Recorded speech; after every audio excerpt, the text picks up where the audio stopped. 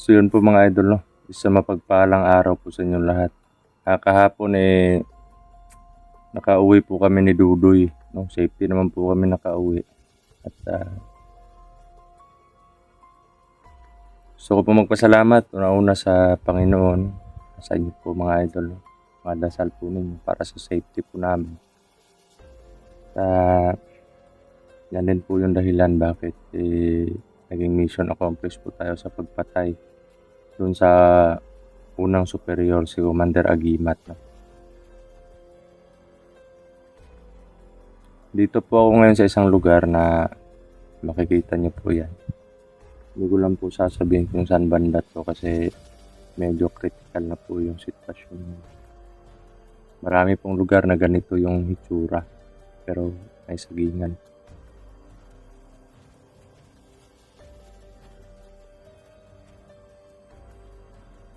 Nakipagkita po ako sa isang commander ng mananabas actually, no? Sinabi niya po sa akin, may sinabi siya sa akin na talagang dapat paghandaan ko po mga idol. Paghandaan namin. Yung 6 na superior po na natira, habol po nila sa akin buhay. Nagalit sila ng gusto dahil doon sa ginawa ko na pagpatay at pag-ano sa kanila, pakikipagdigma. At alam ko din po na sinabi niya din po sa akin na updated lahat ng mga superior sa mga video ko. Masasabi ko lang sa inyo mga superior, sa 6 na superior, hindi ko lang babanggitin yung mga pangalan kasi hindi ko pa alam kung lahat ba sila uyon or ayon or lahat ba sila kumbinsido patayin ako. Yan. Masasabi ko lang sa inyo, ang plano nyo ngayon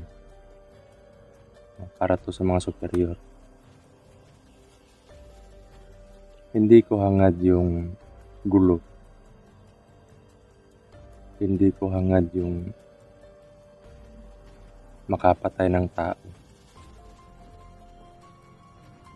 Sa akin lang, pwede naman tigilan yung gulo. Pwede namang mabuhay tayo na walang gulo. Alam ko may mga pamilya din kayo. Kaya pala kumikilos yung iba't ibang commander sa iba't ibang hanay.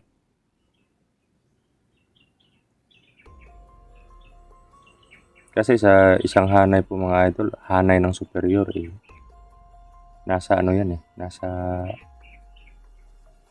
30 plus or 33 na commander yung hawak nila. Kada isa. At buti na lang, may mga commander na nagsialisa na. Kaya kunti na lang yung mga commander na nasa panig ng mga superior. Noon po hindi ko po inakala na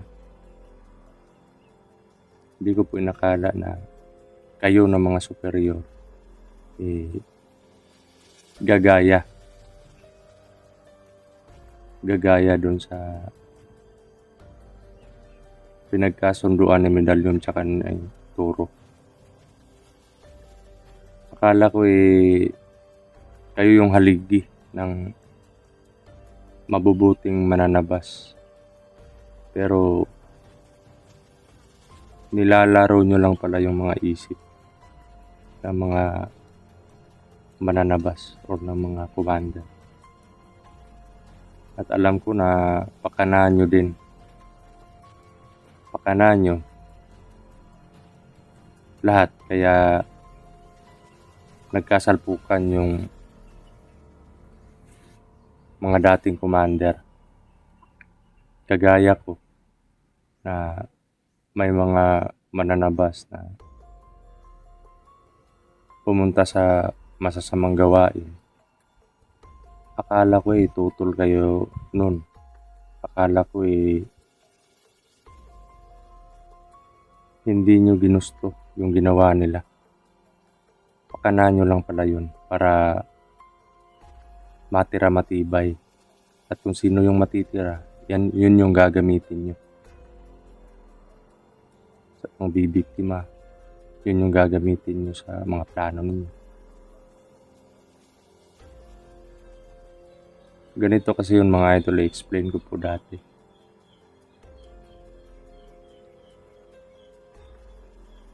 Nung time po na nagkagulo na halos lahat ng mga commander ay nag-away-away na. Yung hanay po namin, hindi po kayang dalhin ng superior namin.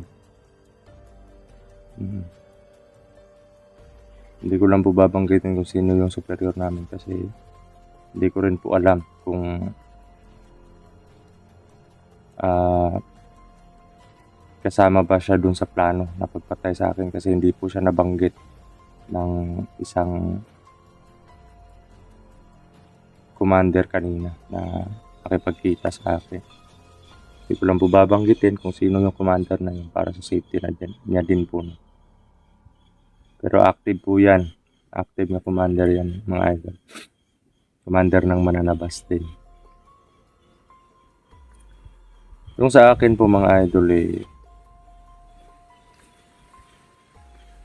pumayag po ako noon kasi hindi na kaya ng superior namin na i-handle yung nangyayaring kaguluhan sa hanay namin noon sa chapter namin. Gumawa po sila ng isang commander na pinatipon lahat ng mga commander. Ito po ngayon ko lang po ito sasabihin mga idol. Pinatipon niya po lahat ng mga commander na nasa hanay niya. Sabi niya, ayoko nang mag-superior kasi hindi ko kaya na i-handle yung hanay ninyo. Kasi sobrang gulo na, may mga kasama kasi ako na marami kaming mga commander na wala lang, ginagawa lang namin yung tungkulin namin bilang nagpoprotekta po kami sa mga tao, lalo na pag may mga masasama na nangingialam dun sa kabuhayan nila. Kaya yun, minsan din may sinasamahan kami na mga taga-gobyerno natin, mga tao nila para din po sa yung makikipag-pistok ganon. Yan, sinasamahan po namin yun. Pero hindi pa ako pumayag na maging superior kasi lang naman ako. Kumbaga yung kaya ko lang i-handle mga ilang commander lang na nakadikit sa akin or mga malapit sa akin. Yun lang yung kaya kong i-handle kasi nakikinig po sila sa akin. Pero yung iba hindi ko kayang i-handle yun kasi ayaw ko nga makisawsaw sa gulo ng magkabilaang grupo sa hanay namin. Paano pa kaya kung ako yung magiging superior, mangyayari, hindi pwede na hindi ako mangyalam. Kaya yung sinabi ko na ayaw kong ganun. Kaya humingi siya ng pahintulot sa ibang mga superior na humihingi siya ng pahintulot para basbasan ako bilang isang alpha sa ano namin, sa hanay namin. Sa hanay sa chapter po namin, mga idol. Kaya yun, nabasbasan nila ako bilang alpha pero hindi ko po ginamit yun. Okay. Ni kailan hindi ko ginamit nun noong andun pa ako. Kasi alam ko na kaya ko lang kausapin sila na mahinahon. Kaya ko lang i-handle na pwedeng wag na lang tayo mag-away, ganito, ganyan. Marami ang nagkagusto doon sa ginawa ko. Kaya yung iba na hindi nagkagusto sa akin, sa sinabi ko, sa pamamaraan, umalis. Hindi sila, umalis sila sa pagiging mabuting mananabas sa organization. Ang ginawa nila,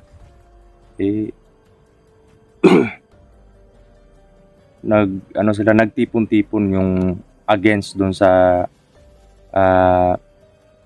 pinaglalaban namin. Kaya yun yung mga mananabas na masasama. Gumawa sila ng masasama pero mananabas pa rin yung ginamit nilang pangalan o dinala nilang pangalan. Kaya yun, naging masama yung mananabas. Hanggang dumating ang panahon na pag malaman ng mga tao, mga sibilyan na mananabas, yun, masama na sa akin. Ito yung masasabi ko din sa mga superior na may kinalaman dun sa pagplano na pagpatay sa akin. Gagawin daw nila lahat, mga idol, mapatay lang ako. Or gagawin daw nila lahat para ma-down ako. Ganun, maputol or mawala na si Commander Lawi sa landas nila. Hindi po ako natatakot dun, mga idol. Kasi alam ko po na hindi ako pababayaan ng Panginoon. At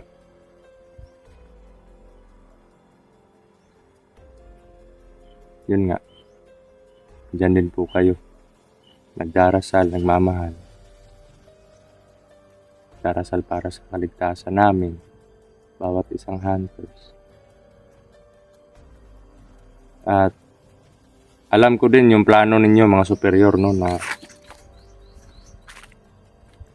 pinapakilos nyo na ngayon yung mga commander na nasa hanay ninyo para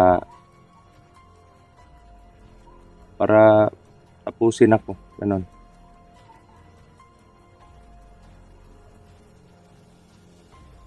Ayun, hindi ko pahahayaan. Hindi ako papayag na ganun. At yung mangyayari, gagamitin nyo naman yung medalyon ko para sa papatayin nyo na nga ako, gagamitin nyo pa yung medalyon ko para sa kasamaan. Hindi ako papayag nun. Kasi alam ko kung sino yung mga argabyado, hindi lang pamilya ko. Ito yung mga buhay ng mga inosenteng tao. Bata, matanda. Delikado talaga. Kaya gagamitin ko yung basbas nyo sa akin bilang alpha. Dapat sa hanay lang namin yan, noon. Sa hanay number 3 po kasi kami. 3 hanay. Dapat doon lang ako yung pagiging alpha, doon lang sa hanay namin. Pero ngayon, gagamitin ko yung basbas nyo para mapuksa kayo. Totoo naman na mahihirapan ako na kalabanin kayo kasi iilan lang ang mga hunters. Mas marami kayo, mas madami kayo sa mga hunters. mas madami yung mga superior at kung magkakaisa yung superior tsaka yung mga nasa hanay nila na mga commanders is hindi mangangalahati yung dami ng ng mga hunters, mga idol. Sobrang dami po talaga. At yung mga malalakas na commander na yung mga tauhan lang nila yung pinakilos nila noon. Eh kumikilos na daw ngayon.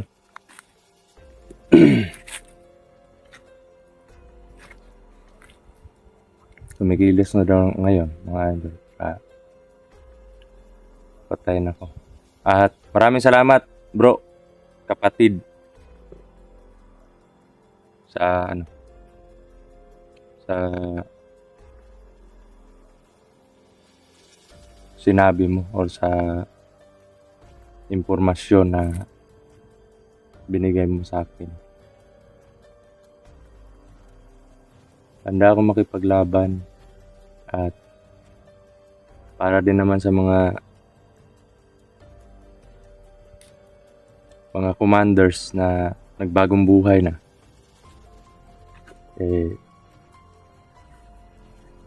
Yung mga commander na kumukontak sa akin na dating commander na nagbagong buhay na,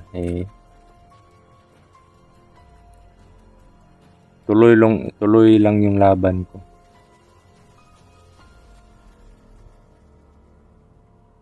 At kayo, mag-ingat kayo palagi. Huwag niyo pabayaan yung mga pamilya ninyo. Hindi tayo pababayaan ng Panginoon. At lalaban tayo. Hindi man natin hangad na maiwanan yung pamilya natin. Mamatay tayo, masawi, maiwanan yung pamilya natin. Pero hindi rin matatahimik yung buhay namin ng pamilya ko pag pinabayaan ko lang na ganito. Kaya nalaban tayo, mga idol.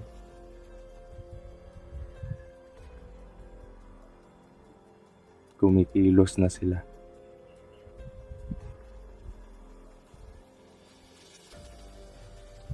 Bakit naman kailangan pa na mag-utos kayo ng mga commander?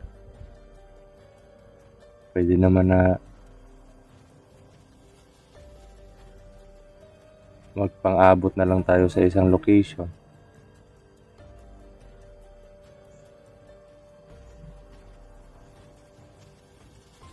At sana sa pagkilos ninyo, huwag nyo na idama yung mga inosente. Kasi haharap naman ako sa inyo. Magkamatayan kung magkamatayan. At siguro pag nawala na ako, enough na sa inyo yan.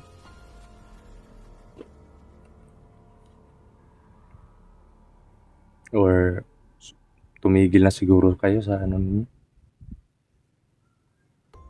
At yung mga protector ninyo, kung nanonood man kayo ngayon, hindi nyo alam kung ano yung kadimunyuhan na ginagawa ninyo. Ginagawa ng mga taong pinoprotektahan ninyo. Hindi sila takot gumawa ng masama. Hindi sila takot gumawa ng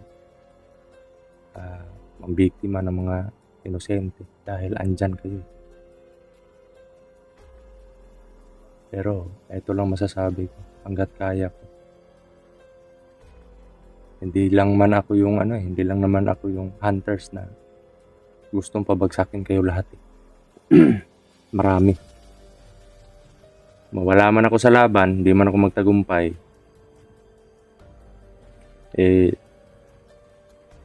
marami pa sila. May susunod at susunod sa mga yapak. Kaya kung hindi nyo tatapusin yung kasamaan ninyo, hindi talaga matatapos yung kaguluhan ito. Kaya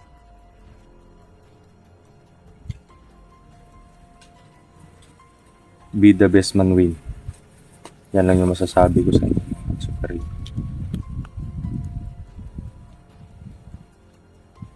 So, yun mga idol, no? Dito na lang po muna yung update natin.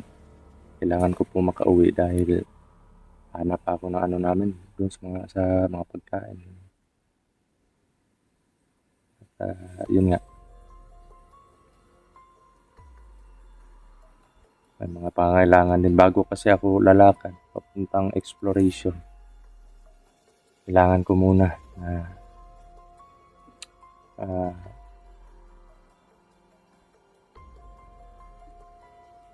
hanapan ng paraan yung problema sa pamilya ko.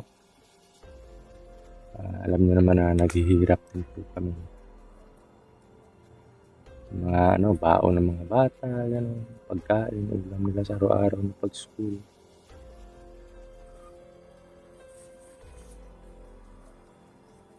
Bigas, gano'n. Kaya kailangan hanapan ko muna ng paraan yan mga idol.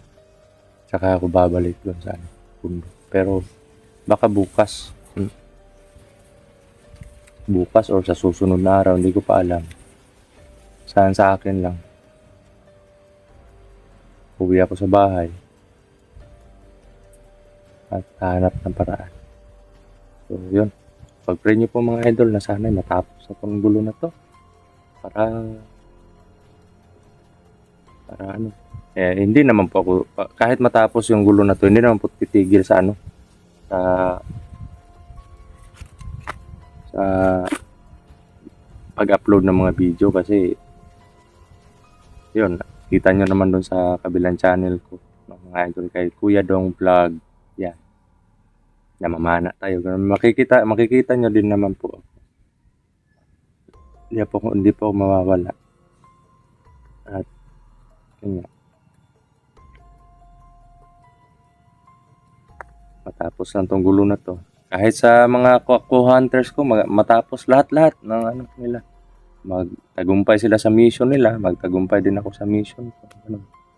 Or kasi isang mission lang lahat to eh. Pero kanya-kanya yung strategy, kanya-kanyang kalaban. Kumbaga, iba-ibang chapter yung mga kalaban namin. Hindi lang iisang chapter, iba-iba. Iba yung nasa chapter sa kanila. Iba naman yung andito sa amin. Mga galamay. Kasi yan, nagkalat yan eh. Pagkatapos ng gulo na to, bagong buhay na, makakahinga ng malalim, makakatulog na ng maayos, at palaging kapiling yung pamilya. Na walang, kumbaga, araw-araw makikita ko na kung ano yung sitwasyon ng pamilya ko. Or tulad ng pag wala ng bigas, hanap agad ng kumbaga, may always na trabaho para dun sa pangangailangan namin. Araw-araw ko nang kumbaga makafocus na ako dun sa pamilya ko.